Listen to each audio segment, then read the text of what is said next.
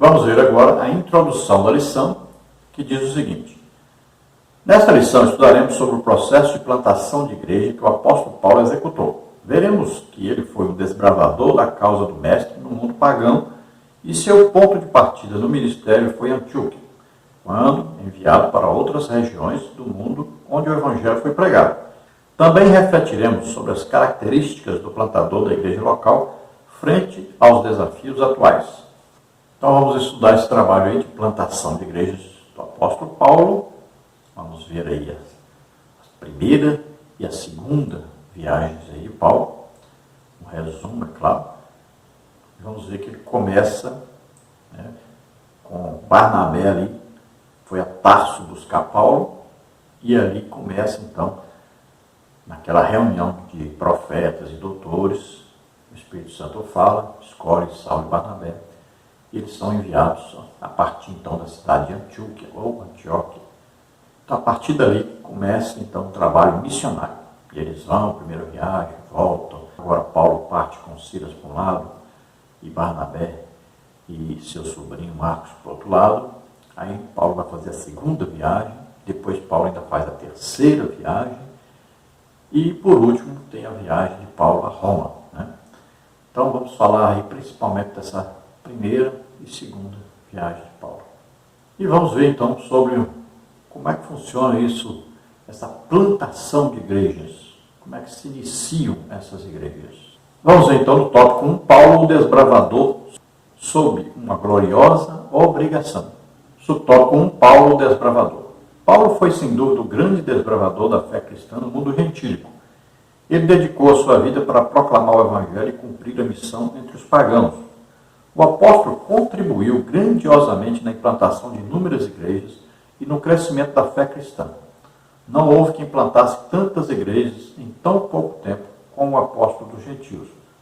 Sua vida e ministério nos constrangem a semear o evangelho e a plantar igrejas em lugares onde pessoas nunca ouviram falar do evangelho das boas novas. Romanos 15, 20. Então o apóstolo Paulo foi um desbravador, ou seja, ele procurava pregar onde ainda não havia sido pregado o evangelho, onde ainda não havia igrejas fundadas ainda. Mesmo que naquele tempo as igrejas eram fundadas nas casas, não existiam ainda prédios. Então o apóstolo Paulo, ele foi enviado diretamente por Deus, o Espírito Santo falou, escolheu, capacitou e os enviou.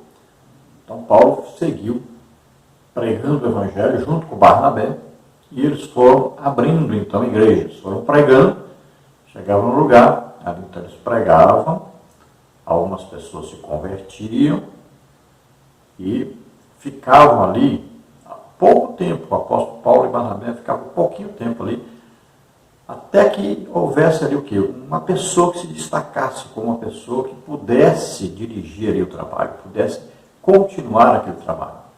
E dali eles já partiam para outra parte, abriam outra igreja, geralmente nas casas, é claro. Então, ali eles pregavam, geralmente eles iam primeiro o quê? Nas sinagogas, porque falavam primeiro aos judeus e, através dessa pregação para os judeus, sempre alguns gentios escutavam ou passavam por ali, viam o movimento e tal, ficavam curiosos, e a partir dali ele então poderia pregar aos gentios. Então ele pregava aos judeus primeiro e depois aos gentios, que acabavam ficando então interessados naquilo. E sempre havia o quê? Sempre havia manifestação do Espírito Santo, algum milagre acontecia. E é isso que atraía as multidões, atraíam as pessoas. Então, essas demonstrações de poder de Deus. O Evangelho sempre teve como atração sinais, prodígios e maravilhas. Veja lá, Pedro e João chegaram na Porta Formosa, olha a atração. O aleijado andou, todos ficaram admirados. Paulo pregou o Evangelho. Olha, no dia de Atos dos Apóstolos, o início da igreja, falavam em línguas, atraíram pessoas, e aí começaram a falar na língua dos estrangeiros. Olha aí, atração, sinal, prodígio, maravilha, sempre isso. Aí pregaram, quase 3.000 aceitaram. Lá na Porta Formosa, 5.000, olha aí. E assim que o Evangelho era pregado. Sinais, prodígios e maravilhas atraem as pessoas. E aí se prega o Evangelho e as pessoas se convertem. Então eles faziam isso. As pessoas se convertiam, eles esperavam ali se destacar alguém que tinha algum conhecimento, ou que Deus revelava bastante coisa para essa pessoa, e então colocava essa pessoa na direção e eles iam para frente. Então não houve, em época nenhuma, alguém que fizesse o trabalho que Paulo fazia, né? Que abrir muitas e muitas igrejas, como ele abriu por toda a parte, passando por toda ali a Europa, né? Todinha ali, ele evangelizou por toda a parte, plantando igrejas, onde naquele tempo se chamava Ásia, né? Ali tinha Frígia, Bitínia, né? Tinha várias regiões. Então, o trabalho apostólico de Paulo, que deu início, então, aí, essa grande maioria das igrejas abertas naquela época, e ele andava por toda parte pregando, ensinando, e as manifestações do poder de Deus através do Espírito Santo aconteciam sempre, sinais, prodígios e maravilhas. Sempre essas coisas estavam unidas, assim como Jesus pregava, ensinava e curava as pessoas. E assim, então, ele fundou, né, abriu várias igrejas. Foi um plantador de igrejas. Por onde passava, deixava ali uma igreja funcionando. Subtópico 2, uma gloriosa obrigação. O apóstolo foi chamado por Cristo para pregar o evangelho aos gentios. Por isso, na Bíblia, vemos a expressão: eu, Paulo, sou o prisioneiro de Jesus Cristo por vós dos gentios. Efésios 3:1.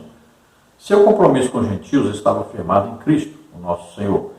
Nesse sentido, toda a sua ousadia, coragem e precisão no ministério de plantação de igrejas levavam em conta esse compromisso com Cristo. Pois me é imposta esta obrigação, e ai de mim se não anunciar o Evangelho. 1 Coríntios 9:16. Assim, Paulo passou a pregar ousadamente a Cristo nas sinagogas, anunciando que ele é o Filho de Deus. Essa ousadia e coragem recebemos diretamente do Espírito Santo. Então sabemos que Jesus, quando Paulo ali teve um encontro com Jesus, no caminho para Damasco, depois Ananias vai até ele, e a missão é dada para ele, que ele iria pregar o Evangelho a todos os povos, aos gentios, e também até aos reis. Então foi dada uma ordem para ele. E ele segue essa ordem, obedece essa ordem. E ele diz: ai de mim se eu não pregar o Evangelho.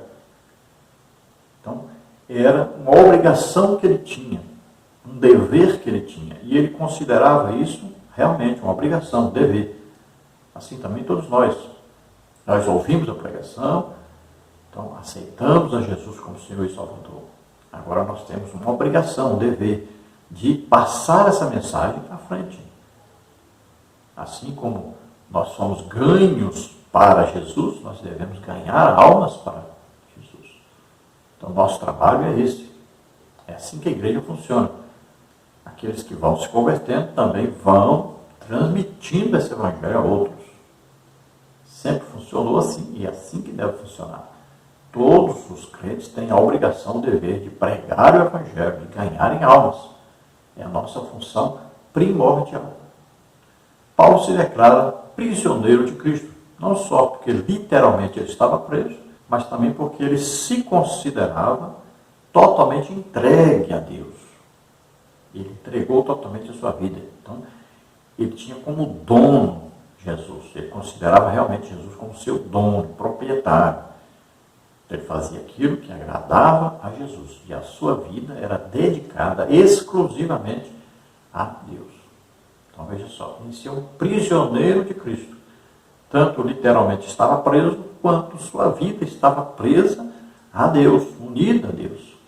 Então, Paulo tinha uma ousadia, uma coragem tremenda que só pode ser dada por Deus mesmo. Ele tinha uma total confiança em Deus. Ele depositava total confiança. Ele arriscava a sua vida, o tempo todo arriscando a sua vida. Porque tinha total confiança em Deus e sabia que se morresse, estava para sempre com Deus.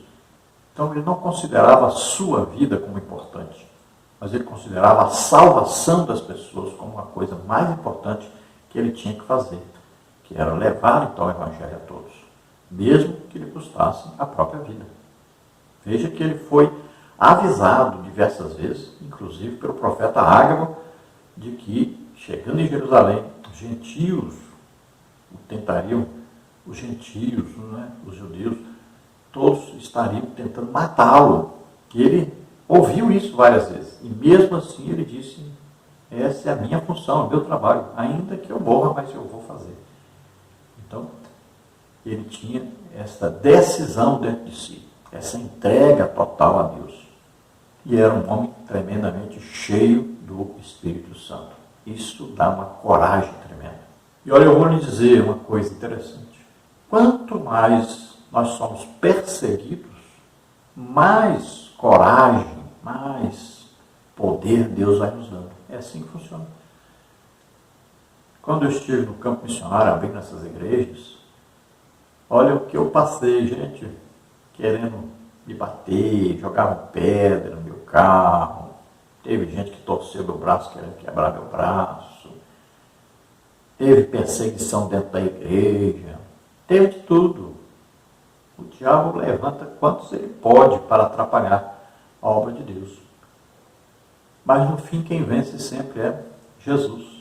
Jesus não perde batalha. Então nós vemos aqui o trabalho do apóstolo Paulo, a perseguição, foi dado como morto, apanhou, foi apedrejado, teve de tudo. Mas prevaleceu a vontade de Deus, a abertura das igrejas, a salvação de milhões de pessoas. No subtópico 3 temos plantação de igreja, uma parceria. A plantação de igreja envolve um trabalho duplo, do homem e de Deus. Nós, seus servos, plantamos igrejas como sementes na terra. Nas cartas de Paulo, a imagem da plantação aparece, em especial, na primeira carta aos Coríntios, 1 Coríntios 3, 6 e 9. O apóstolo dava o devido mérito desse processo a Deus, 1 Coríntios 3, 6. E nós somos os seus cooperadores, e a igreja, a lavoura e o edifício de Deus, como está em 1 Coríntios 3, 9. Nesse divino ministério de plantação de igreja, à luz do ensino de Paulo, fica claro que o trabalho de semear e plantar é nosso, mas quem faz germinar, frutificar e crescer é Deus. Deus e o homem cooperam na plantação de igrejas. Então veja que sempre o trabalho aí de plantação de igrejas vai envolver a ação poderosa de Deus e a ação do homem. Sempre está unido aí esse trabalho, essa ação. O homem recebeu a sua salvação e ele vai agora o quê? Procurar a salvação de outras pessoas. A salvação vem pelo quê? Pelo ouvir a palavra de Deus. As pessoas precisam ouvir a pregação. Aprove a Deus salvar os crentes pela loucura da pregação. Aí, Efésios 1,13 diz o quê? Que as pessoas estão em Cristo depois que ouviram a palavra da verdade, o evangelho da salvação. Aí, tendo crido nesse evangelho, nessa pregação, então, eles, agora, se eles creram, tiveram fé nisso, então eles recebem o Espírito Santo, então são salvos. Então é preciso ouvir. Quem é que vai levar? Quem é que vai pregar? Nós temos que levar a palavra, pregar, ensinar. Romanos 10, Paulo fala sobre isso, Como ouvirão se não há quem pregue? E como pregarão? Se não tem ninguém que vá, que tem uma igreja que envie, tem ninguém que sustenta, como é que eles vão? Então é necessário que a igreja pregue o evangelho, envie missionários, tanto pregue na cidade, por toda parte, como também envie missionários por toda parte. Então esse trabalho é um trabalho da igreja, trabalho do ser humano. Agora, quem é que vai ali dar o necessário para que as pessoas aceitem o evangelho, vivam o evangelho, cresçam no evangelho? Aí o trabalho de Deus, ele que dá a revelação. O Espírito Santo vem convencer do pecado, da justiça, do juízo. Aí a pessoa vai ser batizada nas águas, batizada com o Espírito Santo, receber dons do Espírito Santo, pregar o evangelho, ganhar almas. Então é um ciclo que se repete. A pessoa aceita, depois ela prega para outro que aceita, que esse prega para outro que aceita, e assim. Esse é o trabalho. Existe então um trabalho muito importante da igreja E o mais importante é o trabalho que Deus faz. Então a igreja deve fazer o quê? Um discipulado. As pessoas vão aceitando, então deve ser discipulado. Esse discípulo vai aprender que ele também vai pregar e vai ganhar almas. É assim que funciona. Então nós somos cooperadores de Deus. A igreja é o corpo de Cristo na terra. Jesus continua pregando o Evangelho, continua libertando, curando, fazendo milagres, tudo, através do quê? De nós, que somos o corpo de Cristo na terra, a igreja. Paulo nos chama de cooperadores, nos chama de lavoura, nos chama de edifício. Então, cooperadores, porque estamos cooperando com Deus na sua obra. Lavoura de Deus, porque Deus cuida, né, dessa lavoura. Né? Nós vamos trabalhando aí, pregando o Evangelho, Deus cooperando conosco. Aí somos edifício, né, que vai crescendo, desenvolvendo. Sempre o edifício tem como pedra fundamental Jesus Cristo. Nós somos as pedrinhas na construção de Deus. Então, tudo isso são figuras de linguagem que mostram o que é o trabalho de pregação do Evangelho, de apostolado. Então, Paulo ensina aí que nós estamos trabalhando aí, semeando a semente, que é a palavra de Deus, né? Estamos plantando, né? Vamos aí, através da pregação, das manifestações do poder de Deus e tal. Então, nós vamos aí plantando, essas pessoas vão nascendo, vão aceitando a Jesus como Senhor e Salvador. E Deus vem com o seu trabalho aí, de fazer germinar essas plantas, frutificar, né? Ganhar almas também eles. E dando esse crescimento. Cada dia mais a pessoa vai conhecendo a Deus, vai crescendo na fé, vai crescendo no conhecimento de Deus. Então existe uma cooperação aí. Deus nos salvou e nós vamos, em agradecimento e obediência a esse Deus que nos salvou, nós vamos também transmitir esse Evangelho para que outros sejam salvos. No tópico 2 nós temos aí Antioquia, o ponto de partida para o crescimento da igreja. Subtópico 1, uma igreja missionária. A igreja em Antioquia era rica em líderes, Atos 13, de 1 a 3, pois dela havia profetas e doutores, a saber, Barnabé, Simeão, cognominado Níger, Lúcio de Cirene e ainda Manaém, companheiro de infância do tetrarca Herodes, e Saulo. Ali foi o ponto de partida de Paulo para a extraordinária obra de plantar igrejas entre os gentios. Juntamente com Barnabé, sob jejum, oração e imposição de mãos, ele foi enviado ao vasto campo do mundo gentílico para pregar o Evangelho e plantar igrejas. A cidade chama Antáquia, na Síria. Então essa cidade se tornou um centro missionário para os gentios. Ali se reuniam profetas, doutores, né? Estavam ali na reunião de oração e jejum, coisa importantíssima, procurando a direção de Deus, o que fazer pela obra de Deus. Então veio a direção de Deus, o Espírito Santo, e através, é claro, muito provavelmente através de um profeta, que ali tinha um profeta. Então, o profeta falou. Aí nós não sabemos quem eram os profetas e quem eram os doutores. Nós podemos imaginar que, como primeiro fala em profetas e depois doutores, então os primeiros citados são profetas e os últimos citados são doutores. Então, podemos considerar assim, não temos certeza, mas podemos citar assim.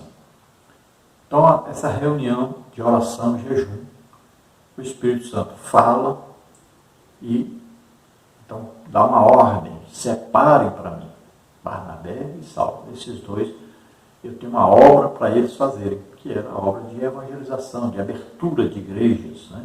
De apostolado. Nós vamos ver que tanto Barnabé como Paulo são chamados apóstolos. Então, eles vão trabalhar, são enviados pelo próprio Deus para abrir igrejas. Então, as viagens missionárias de Paulo e Barnabé, eles abrem várias igrejas. Depois, Barnabé com o seu sobrinho vai para uma parte, Paulo com Silas, né, vai ter a ajuda de Timóteo, de Lucas, vão para outra parte, abrindo outras igrejas, também passando, né, nas igrejas que tinham aberto antes. Subtópico 2, a primeira viagem missionária. Paulo e Barnabé pregaram em Chipre, 13:4. Nesse lugar, o apóstolo desmascarou o feiticeiro Elimas, o encantador, e ganhou o procônsul para Cristo. Sérgio Paulo. Mais adiante pregou na sinagoga de Antioquia da Pisídia, onde os judeus lhe fizeram oposição, 13:45, e ao mesmo tempo os gentios alegraram-se, creram e o Espírito Santo se fez presente ali. O mesmo aconteceu em Icônio, Listra e Derbe, 14, de 1 a 28. Ora, no trabalho de evangelização e implantação de igrejas, há muitos desafios. Uns recebem a palavra, outros a rejeitam, outros ainda zombam. O trabalho de implantação de igreja não é fácil, mas o Espírito Santo opera, fala aos corações e dá o crescimento à obra de Deus. Então nós vamos ver aí um resumo bem sucinto mesmo da primeira viagem missionária de Paulo junto com Barnabé. Então a ilha de Chipre tem aí um alvo, né, porque ali era a terra de Barnabé. Então ali foram pregar e tiveram aquele encontro com aquele falso profeta, né, o Elimas, o mágico, que ficava sempre junto com o procônsul Sérgio Paulo. E ali ele tentou impedir a pregação de Paulo e Barnabé ao procônsul. Veja só. Paulo, então, cheio do Espírito Santo, diz para ele: ó filho do diabo, até quando você vai tentar impedir a obra de Deus? Você vai ficar cego por algum tempo. E, na mesma hora, ele fica cego. Então, Sérgio Paulo, procônsul, fica impressionado com essa doutrina de Deus, com esse poder de Deus. E Paulo, então, prega e ele se converte. Veja só que é importantíssimo isso. Sempre sinais, prodígios e maravilhas acompanham a pregação do Evangelho. O legítimo Evangelho sempre tem sinais, prodígios e maravilhas. Metade dos Evangelhos fala de sinais, prodígios e maravilhas. Vamos ver depois, né, Paulo pregando em Pisídia, lá em Antioquia, agora da Pisídia, não é mais da Síria, da Pisídia. Então, eles pregam na sinagoga, né? Os judeus rejeitam, mas sempre os gentios vão aproveitar essa pregação, se alegrar e vão se converter. Aí vamos ver Icônio, Listra, Derbe, né? Em Listra, veja bem, Paulo, ali ora, um aleijado anda. Sempre nós vamos ver pregação do Evangelho junto com sinais, prodígios, maravilhas e conversões. Então eles vão seguindo e abrindo igrejas. Então eles enfrentam perseguições de todo jeito, tanto de judeus quanto de gentios. Mas eles continuam pregando corajosamente o Evangelho e vão ganhando almas, e as igrejas vão sendo abertas. Aquelas almas, elas vão nas suas casas fazerem reuniões, e ali eles vão orar, vão buscar a presença de Deus, e Deus vai revelando a palavra, né? No início, ninguém tinha nem Bíblia, mas eram pessoas de oração. Aceitavam, oravam muito, o Espírito Santo ia revelando a palavra, e eles iam repassando isso para os outros, e as igrejas iam se desenvolvendo. Naquele tempo, quem tinha uma porção ali do Antigo Testamento já só se tivesse muito dinheiro, um rico, porque tinha que mandar fazer uma cópia. Então era dificílimo ter uma partícula da palavra de Deus. Mas eles tinham o Espírito Santo que revelava para eles a palavra de Deus, ensinava para eles, e eles transmitiam o Evangelho, a salvação em Jesus Cristo. Então isso é o que acontece sempre na pregação do Evangelho, na implantação de igrejas. Sempre vai haver aqueles que zombam, aqueles que perseguem, que lutam contra. Sempre vai haver isso. Tanto de religiosos, quanto daqueles que nem acreditam, dizem que não acreditam em Deus, que são ateus. E aí vem a perseguição das autoridades, vem dos religiosos, que pensam que Deus é só deles, e eles que estão certos, ninguém mais está. Então, sempre vai haver perseguição. É normal quando você vai pregar o Evangelho, você vai abrir igreja, sempre perseguição vai acontecer. Tanto dos descrentes, quanto dos próprios crentes, quanto das religiões diversas. Agora, como o trabalho é sobrenatural, é Deus que age, Deus que faz a grande obra, então sempre vai prevalecer a vontade de Deus. No subtópico 3, nós temos a segunda viagem missionária. Depois do concílio de Jerusalém, Atos 15, Paulo visitou igrejas já plantadas a partir das regiões do Oriente para o Ocidente, envolvendo a Ásia e a Europa. De fato, nessa segunda viagem, houve uma mudança de rumo sob a orientação do Espírito, quando ele teve a visão de um macedônio que dizia: passa a Macedônia e ajuda-nos. Atos 16, 9. Paulo empreendeu uma viagem que incluía Derbe, Listra, Troas, ou Trode, Filipos, Tessalônica, Bereia, Atenas, Corinto, Éfeso. Outras cidades foram alcançadas pelo ímpeto evangelístico do apóstolo e inúmeras igrejas foram plantadas. Quando estamos na dependência do Espírito Santo, temos uma visão ampliada acerca do reino de Deus. Então, resumidíssimo aí, a segunda viagem de Paulo, junto agora com Silas, que era profeta, aí vem Timóteo, também estava junto, e Lucas, o médico, também estava junto. Então nós vamos ver aí uma grande obra que é feita agora. Paulo visita algumas igrejas já abertas e abre inúmeras outras igrejas. Nós vamos ver aí, sempre nós estamos citando, nós vamos vendo nos mapas, né, acompanhando aí as cidades por onde Paulo passou, e você vai vendo o trabalho evangelístico. Nessa segunda viagem, ele tem então essa visão, que vem um anjo, que nós podemos considerar como um anjo responsável pela Macedônia, e ele vem então, pede ajuda agora. Então Paulo é impedido de pregar onde ele achava que deveria ir, e vai pregar onde agora ele recebe a orientação para ir pregar. Vamos ver, muito importante, o concílio em Jerusalém. Então ali vai se decidir sobre a exigência ou não desses novos cristãos, né, que são gentios, se eles vão ter que se submeter à circuncisão, se vão ter que guardar o sábado e tal. Então, se toma a decisão de que eles não necessitam guardar o sábado, não necessitam se circuncidar. E as obrigações muito importantes para eles são não comer sangue, né, não comer nada sufocado, não se prostituir, porque havia muita prostituição, inclusive cultural nos templos. Então essas decisões vão ser comunicadas a todas as igrejas, e Paulo vai passando e comunicando. E aí Paulo vai passar por essas cidades aí, abrindo então trabalho ou visitando trabalhos que já estavam feitos. Vamos ver aí uma sequência, né? Nós vemos aí Paulo, na sua viagem, inclui aí Derbe, Listra, Troas, ou Trode, Filipos, Tessalônica, Bereia, Atenas, Corinto, Éfeso. E nós vamos ver que Paulo passa aí, no total, quase 3 anos em Éfeso. Importante esse trabalho em Éfeso, porque ali houve uma demonstração do poder de Deus tremendo. E esta igreja, ela foi capaz de atrair pessoas de todo lugar. Não era uma igreja prédio, mas Paulo usou o colégio. E ali várias pessoas de vários lugares, de todas aquelas regiões em volta, foram até ali e ouviram a palavra de Deus. E Deus fazia tremendos milagres, exatamente para atrair essas pessoas. Sempre atração, né?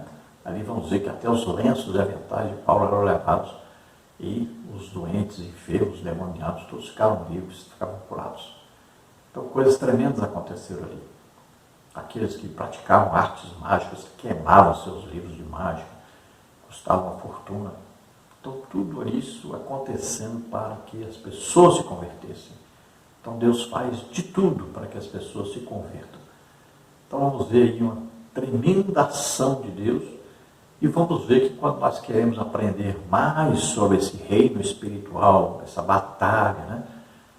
Esse exército, tanto da terra como celestial, nós vamos buscar aí na carta do apóstolo Paulo aos Efésios, porque ali houve essa batalha espiritual muito grande. Então a visão de Paulo era sempre a visão de alcançar o mundo inteiro. Seu desejo sempre foi pregar em Roma, pregar na Espanha. Então, sempre ele tinha a visão de levar a todos os povos a palavra de Deus, a salvação, através de Jesus Cristo. Esta é a função da igreja. Toda igreja deve ter esta visão. É impressionante ver ainda igreja que não tem missionário. É absurdo isso. Mas tem, por incrível que pareça. Então, a visão da igreja deve ser sempre a visão missionária, de atingir a todos com o Evangelho.